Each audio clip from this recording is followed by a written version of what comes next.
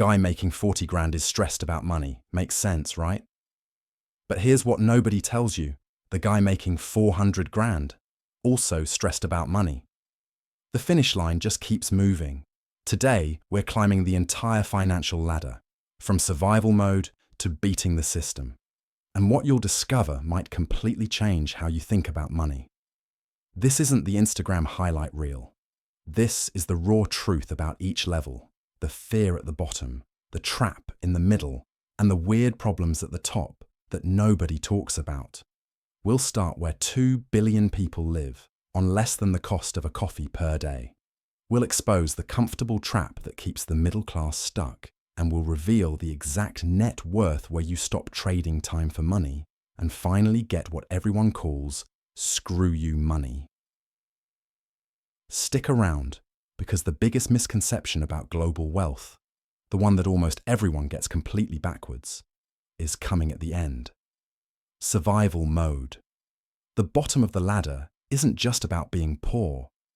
It's about playing life on nightmare difficulty with no items, no upgrades, and no save points. Level 1. Extreme poverty. $2.15 per day, less than your morning coffee. This isn't being broke. This is lacking the absolute basics. Food, clean water, shelter. Healthcare doesn't even exist in your vocabulary because seeing a doctor costs more than you'll earn in a month. You're not planning for the future. You're surviving today. If you get sick, you don't recover. You just hope it doesn't get worse. Every single day is an uphill race against time. Level 2. Broke. You've escaped extreme poverty, but now you're playing financial whack-a-mole. You fix the car, now you can't make rent. You pay rent, now you can't afford groceries. You get groceries, the car breaks down again. One disaster triggers the next. No car means no work. No work means no money. No money means no food. Retirement, savings, those are luxury concepts.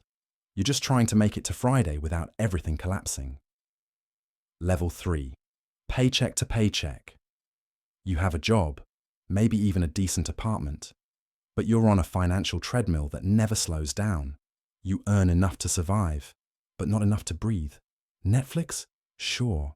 Takeout once a week? Maybe. But you're one unexpected expense away from complete panic. You look fine from the outside. Nice clothes, decent phone. But your financial cushion isn't a pillow. It's a napkin.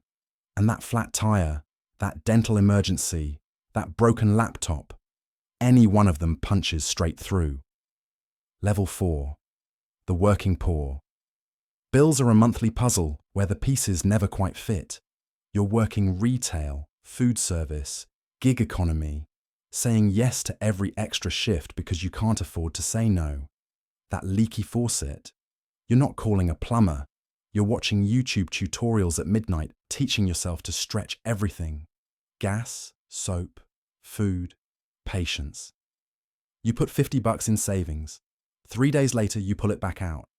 You know that stomach-dropping moment when you check your bank account the day before payday and see $12. Drop your experience in the comments. I know I'm not alone here. The stress at these levels isn't just financial. It's existential.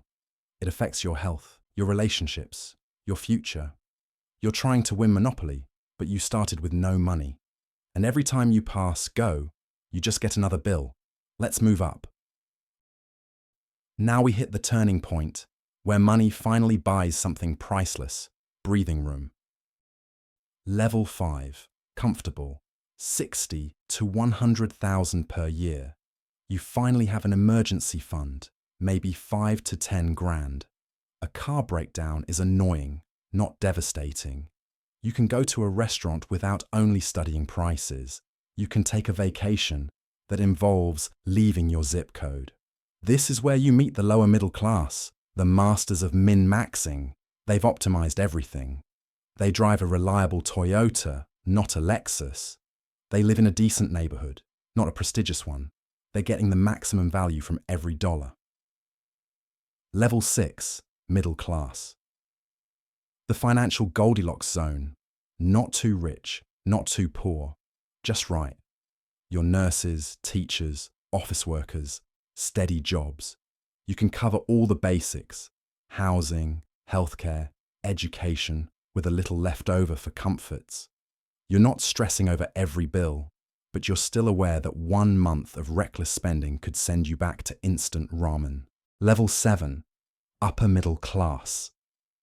You've escaped the cramped economy section. You can stretch your legs, but you're not chartering private jets. You're senior managers, specialized professionals, earning into 6 figures. You afford nice homes, good schools, maybe even golf at an exclusive club. You enjoy luxuries, but you're still smart about it. You're sipping imported wine at dinner, but you're mentally calculating whether the grocery store sale is worth the drive. And here's where the trap snaps shut. The comfortable trap. You stop pushing. You stop taking risks. You stop learning, growing, investing aggressively. You think you've made it, but you haven't. You've just reached the plateau where most people spend the rest of their lives. Comfortable is not the finish line. It's the place where most people stop climbing because the next level requires something different. It's not about working harder. It's about working differently. Moving beyond the middle class means a fundamental shift. You stop counting monthly income and start tracking total net worth. This is where you gain real control. Level 8. Financially secure. You have options, real options. You choose where you live, where you work, when you work. You handle emergencies without blinking. You have investments growing in the background, a solid 401k, and you're standing on firm ground. But here's the paradox that traps people at every level. You still don't feel rich. Why? Because you're comparing yourself to the next tier up. The finish line moved again. Your brain keeps shifting the goalposts because that's what human brains do. Level 9. Affluent. You're in the top 5% of earners. Money isn't about survival anymore. It's about lifestyle. Private schools, cleaning services, regular dinners where the staff knows your name. You can invest in a second property without touching your primary accounts. But here's the biggest trap at this level, and almost nobody sees it coming. Your expenses grow right alongside your income. That bigger house means bigger property taxes, bigger utility bills, bigger maintenance. You're rich, but you're not free. You're still trading time for money. You're just getting an excellent rate for it. To reach true freedom, you need money that makes its own money while you sleep. If you're finding value in these insights, hit that like button. It tells YouTube this information is worth sharing with others who need it. Level 10. Millionaire. This is the crucial shift. You have wealth, not just income. You hit 7 figures in net worth. You could stop working tomorrow and your lifestyle wouldn't change for years. Your money is working harder than you ever did. What happens when money stops being the object? Let's climb to the peak. Level 11. Multi-millionaire. 8, maybe 9 figures. You own luxury homes worldwide, high-performance vehicles, investment properties. Your wealth lets you make decisions based on passion and interest, not necessity. This is the realm of what people call screw you money. The rules that apply to everyone else, they don't really apply to you anymore. You're flying private, buying art that costs more than most people's houses, and you have staff who arrive before you wake up. Life is playing on easy mode with all the cheat codes enabled. But here's what's fascinating. You're still worried about money, not survival, protection, market crashes, bad investments, lawsuits. More money doesn't mean less stress. It just means different stress. The game changed, but it didn't end. Level 12. Billionaire. You won. You beat capitalism. $1 billion is 1,000 million. To spend it, you'd need to blow $1,000 every single day for nearly 3,000 years. It's not real anymore. It's just a number on a screen. Billionaires don't chase small wins. They focus on a few decisions that move billions. They're funding the next iPhone. the next electric vehicle revolution, the next social platform. They're not playing the game. They own the board. But even billionaires have problems. They're just incredibly weird problems. Should I buy this social media company? Which private island should I purchase? How do I get humanity to Mars? Final truth bomb. Where does the majority of the world's population live? Low, middle, or high-income countries? Most people say low income, but the truth, most of the world lives in middle-income countries. In just one generation, billions of people climbed out of extreme poverty. And here's the part that shocks everyone. Global wealth inequality has actually decreased since the year 2000. Countries like China, India, and Indonesia have seen massive growth, catching up to the West. While inequality within countries like the US is increasing, the rich getting richer, the gap between countries is shrinking. The global picture is more complicated than the headlines suggest. Here's the perspective shift that changes everything. The quality of life difference between $0 and 100,000. Massive. Life-changing.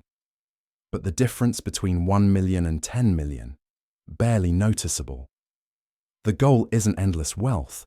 The goal is reaching the level where money stops controlling your life, where you have enough to stop running on the treadmill. The financial ladder has 12 levels, but your goal isn't to reach the top. It's to reach the rung where you can finally breathe, choose, and live on your terms. What's your goal? What level are you targeting? Drop it in the comments. I read every single one. Watch this video. Learn the 3 silent Machiavellian rules of wealth most people never use. Take control. Build freedom. Secure your legacy. Subscribe. And now, go build something.